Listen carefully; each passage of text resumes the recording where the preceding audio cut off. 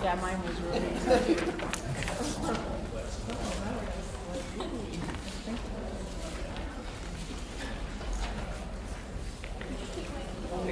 You can keep one. Appreciate it.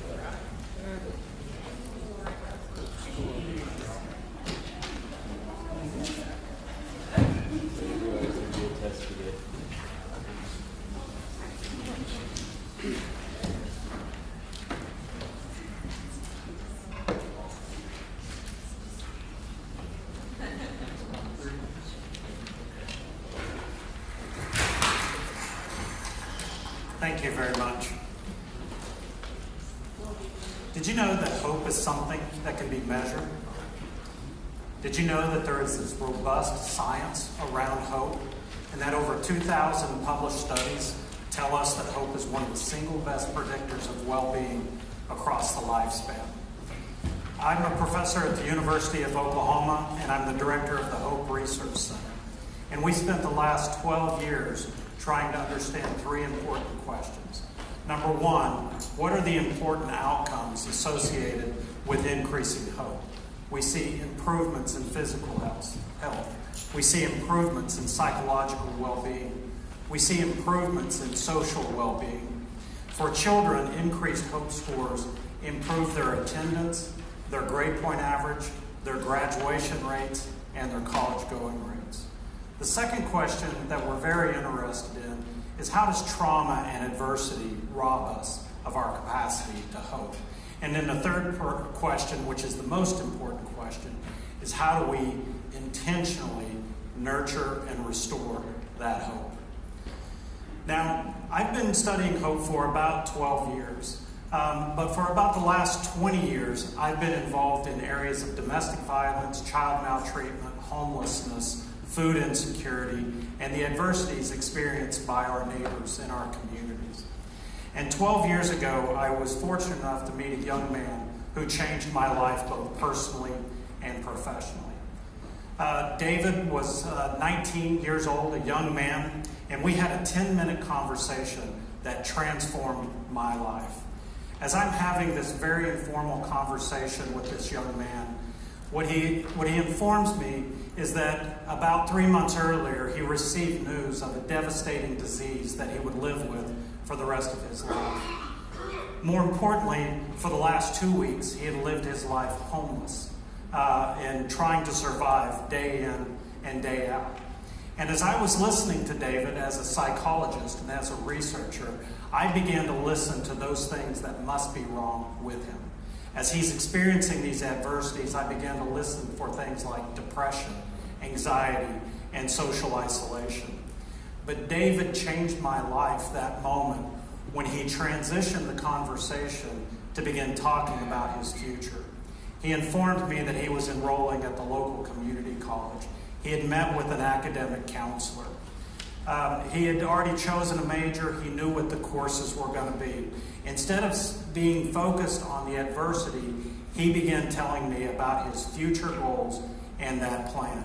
And it just struck me in that moment to understand that well-being is more than the reduction of what's wrong with us. And it started this journey for me to try to understand what David shared with me was this concept of hope. But it also transformed the way we began to do research, because the better question is, what is right with you? What is hope?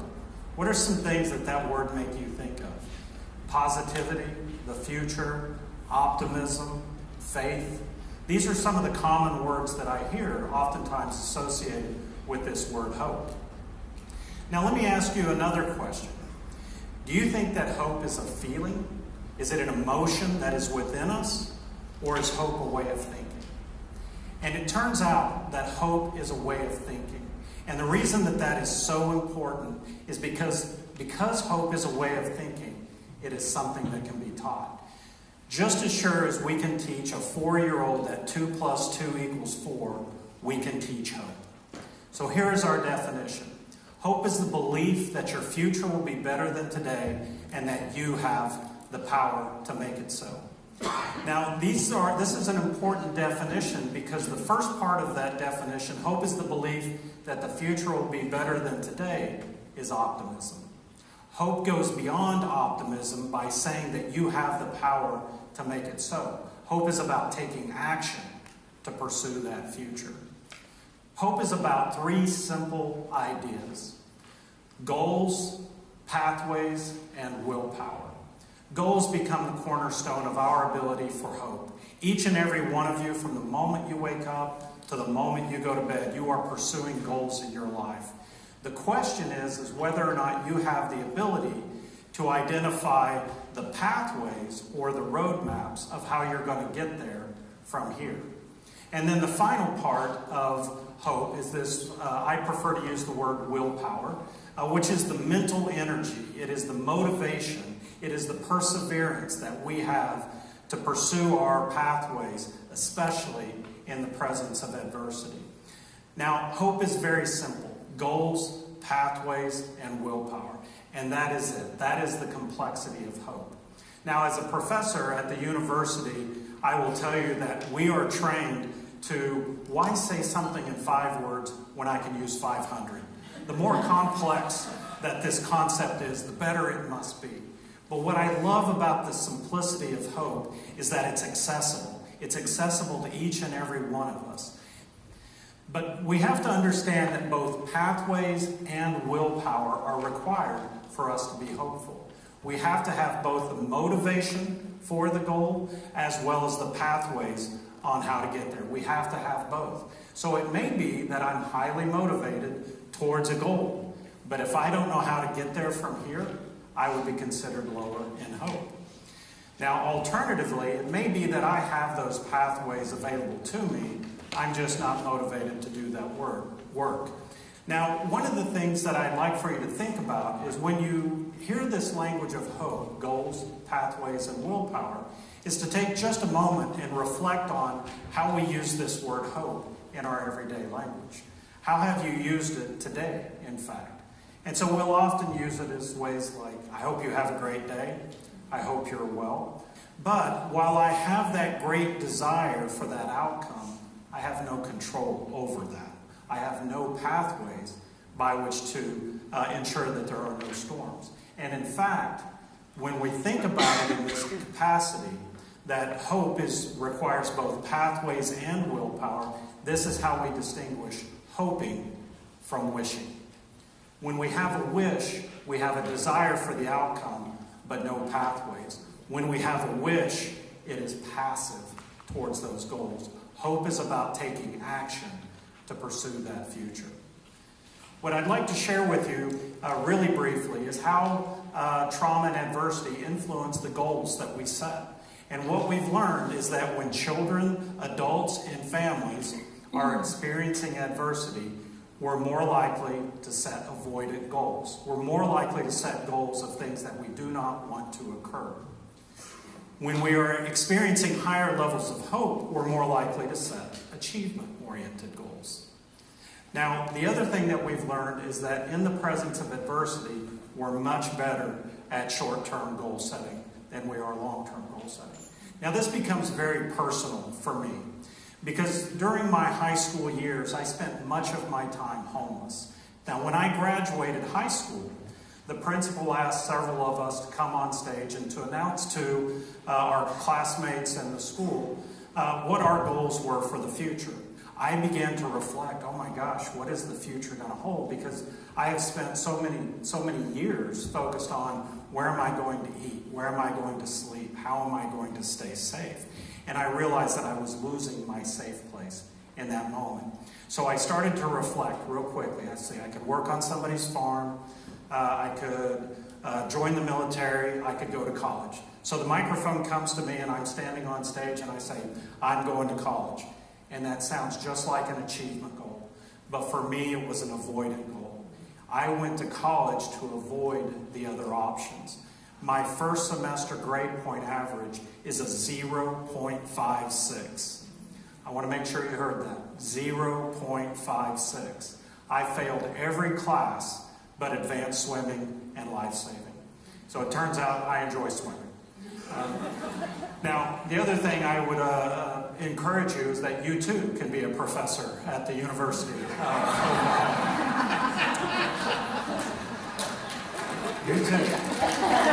It is possible. But what you have to recognize is that going to class, studying for the exam, getting good grades, achieving a degree was not my goal. I was avoiding the other options. And what we know is that the nature of our goals influence the way we think about how to get there. We also have learned that this is especially true with children, that when they experience trauma and adversity, they become very stressed around pathways thinking. The idea of coming up with the pathways of how to pursue those goals become very difficult for them. The ability to solve problems, to overcome barriers, become very difficult. So trauma tends to rob us of our problem-solving capability. The other thing that we've learned is that our willpower, our mental energy, is driven by fear and rumination. It drains us of that willpower, of that motivation. Now, two things that I would like to highlight about willpower. First and foremost is that it is a limited resource that we have in our bodies. That is, every day we are depleting that willpower. And what happens when our willpower is depleted is we begin to lose the capacity for self-regulation, to regulate our thoughts, our emotions, our behaviors. We're more likely to be explosive in our emotions. We're more likely to be impulsive. The other thing, and the final thing about that, is because willpower is a finite resource, willpower is associated with the glucose in our system. Because glucose for us is energy. And as that energy is depleted, so too is our willpower. This highlights the critical nature of nutrition programs in our communities if we're going to continue to restore hope. Now, I'd like for us all to experience hope, goals, pathways, and willpower. And just a simple, quick, little hypothetical exercise. Let's just go ahead and say that the goal, the desired outcome, is we want to drive.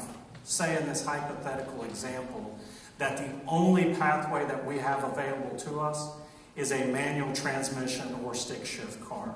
So just for those of you who know how to drive a stick shift car, what I want you to do is remember that very first experience. For those of you who've never had that experience, what I'd like for you to do is, and in fact, all of us, what I would like for us to do is to engage in a very simple, quick exercise. What I'd like for you to do is just close your eyes for just a moment and see if you can imagine yourself facing a car or looking at this car that is a manual transmission vehicle. Can you put that in your mind? Can you imagine that vehicle? Moreover, can you imagine yourself sitting in the driver's seat of this car? Can you see the gearbox beside you and the pedals that you're going to have to navigate? And then finally, can you imagine yourself attempting to drive this vehicle? And this is a critical core component when we begin to nurture and restore hope. Imagination is the instrument of hope. We have to be able to imagine ourselves in that future context. Unfortunately, we have a little bit of adversity. Let's imagine in this hypothetical scenario that we are parked uphill. Now, one more piece of adversity. Let's go ahead and say there's a brand new BMW parked immediately behind us. Right? Brand new BMW parked immediately behind us. So we're going to have to navigate this. Now, those of you who are laughing, obviously you've had this experience before. And what I want you to do is just remember that anxiety, that excitement that you had. For me, it always makes my palms sweat when I think about that first experience. So we've got the car started. We, as in you, have the car started. We've got the clutch depressed. We're in first gear. Now, as you're slowly starting to let that clutch out, in that moment, with the BMW immediately behind us, going uphill, as you're letting that clutch out, what is your goal in that moment? And most often what I hear is, don't hit the BMW behind me. Don't stall the engine. And what I want to highlight is that that's an avoided goal. When we're all experiencing a stressful situation, we naturally will gravitate towards these avoided goals. So let's say in this scenario, we let the clutch out, we don't hit the BMW, but we immediately kill the car. It just lurches and dies immediately.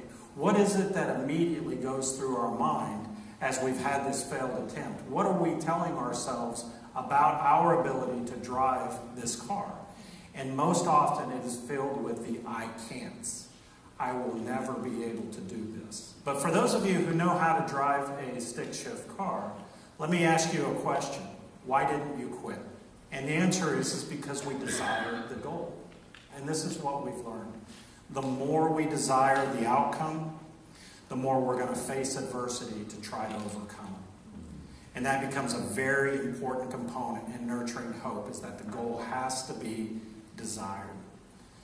So let's say that you start the car back up, you let the clutch out, and now we lurch forward. We're actually driving. We have a successful attempt. We're going uphill with this. It could have been luck, but we're moving. So because practice makes perfect, we're going to pull over, turn the car off, and we're going to try it again. So you start the car up, you're still in first gear. As you let that clutch out, you immediately stall the engine one more time. But what are you saying to yourself now in your mind? And what we're saying is, well, I've done this before, I can do this again. And this is an important aspect of nurturing hope. Hope begets hope. That one opportunity for success showed us the future is possible. So we're starting to transition from the I can to the I can. If I can drive in my neighborhood, I can drive in the city. If I can drive in the city, I can drive on the freeway. My point is that every new situation produces anxiety, this new scenario. But I know how to drive a stick shift car, so the future is possible. That's the hope begets hope part. Now this is the pathways component. My question for you is, how well can you manage your willpower? How much of your attention, how much of your mental energy is required the first time you let the clutch out on that car? And the answer is all of it. We have to be able to dedicate all of that mental energy towards that process. How much of it, of your mental energy, is required today when you drive? And the answer is not very much, right? We don't have to pay very much attention to that process because it's become habitual. But if I'm living in adversity and stress and I'm experiencing trauma, where day in and day out I'm wondering, where am I going to eat? How am I going to stay safe? Where am I going to live? How do I get my children's medication? All of those things are draining that willpower as individuals are trying to learn new pathways. So this is the interplay between goals, pathways, and willpower.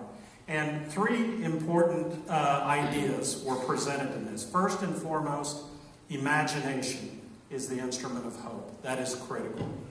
The second idea was that these goals have to be desirable. And when we're working with children, adults, and families, we have to recognize it's their goal, not our goal for them. They have to desire that goal. And then the third important point is the hope begets hope piece. But there's one more component that I want to share with you that I think is the most important takeaway with how to nurture hope. Now, as I mentioned, during my childhood, during my high school years, I was experiencing quite a bit of adversity in my life, transitioning into homelessness and other things that are associated with that.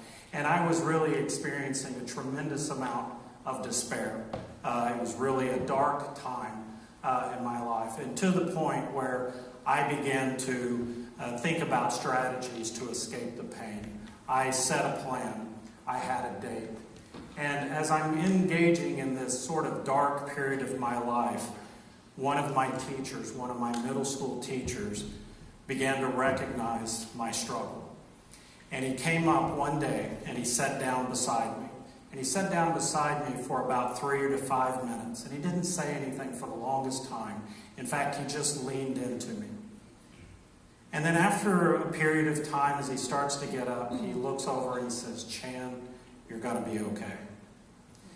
And as that plan, as that date for me approached and I began to think about my strategies, this teacher kept coming back in my life.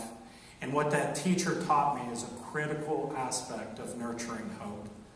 And that is, hope is a social gift. Hope is not something that happens in isolation within us. It happens in relationships with each other. Our connectedness with each other is one of the single best predictors of hope. Our connectedness with others, our connectedness with something greater than ourselves. Hope is a social gift. At the heart of change is our ability to understand the way things are right now in our lives. For me, I understood the despair and the angst that I was experiencing. But because of that important teacher in my life, I began to imagine the way things could be. And so, for me, that is when hope is born. And we should learn to be a little more intentional in our social connections. Thank you.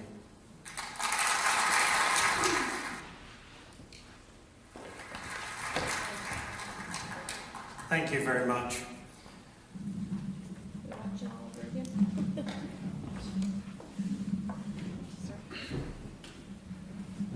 So, a couple of things we want you to really have as takeaways. Often when we get ready for camp and you are assigned your kids, the first thing that everybody asks is, tell me their history. Tell me the trauma that's been in their lives. And we really want you to think about not what's wrong with the kids, but what's right with the kids.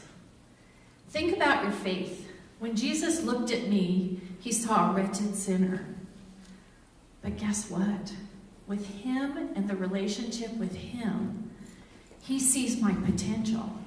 He gives me goals and a path. He has a plan for me. And he gives me the willpower to follow that path and to be who he desires me to be and who he sees me to be. And so we want you to think about this beautiful thought of hope. How many times do we all say, my hope is in Jesus? But what does that really mean?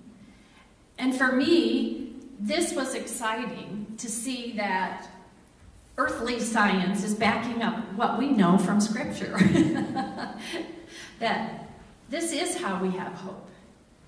And so as you're building relationships this week with kids, think about looking at their potential, giving them experiences that are positive that they can remember and build upon so that they can have hope in sometimes what seems like a hopeless situation.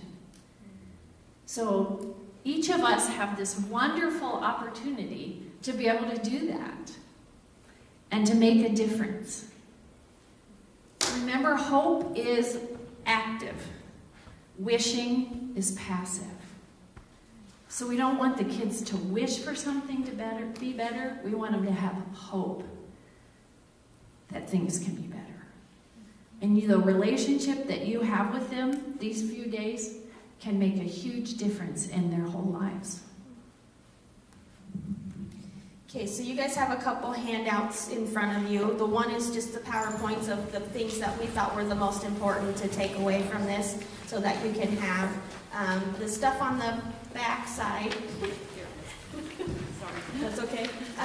We'll talk a little bit more about when Amy does TBRI, which we've talked about before in the past as well, and we talked about last night. So those are just some things that some tools for you guys to have in your toolbox for camp, working with kiddos.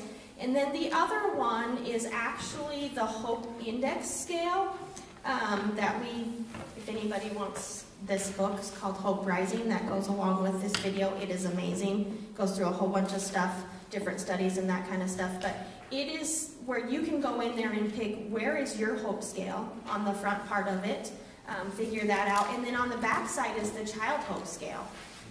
And you can have kids can figure that out as well if you want. That's not something that's just a tool for you guys to use to kind of figure out where you're at on the continuum as well, with this this idea of hope, and how do we engage hope in our kids and grow that hope with our kiddos and grow it within ourselves, because if we're pretty hopeless ourselves, we're not going to be able to give much hope to kiddos.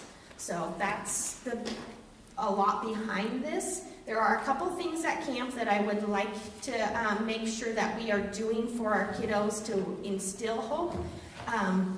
Let's call our campers by their name instead of calling them buddy or sweetheart or something like that, because everybody has a name and we need to be calling them by their name. And flip their name tags around. If you don't know, work on knowing their names. They have a name tag, use it. It's okay to say, look at that name and then talk to them. Eye contact and name. The other part of that is having caring conversations and using active listening skills with our kids. Sometimes we listen to respond instead of just listening to hear what they're really saying to us. We need to celebrate them, which we do with the talent show, but in any other things that they're doing, celebrate those successes with them. Like you talked about in the car, the more times you can do it the first time, then they're going to be better at doing it the times after that. Have lots of fun, because it's very therapeutic. And just love on our kids, and that's really what Royal Family is about, is showing them the love of Jesus, and that's what we want to be doing this week. So, with that, it's Amy's turn, but she ran away, so Okay, actually we're going to get up and take a break for just a minute, and then we'll go into TBR.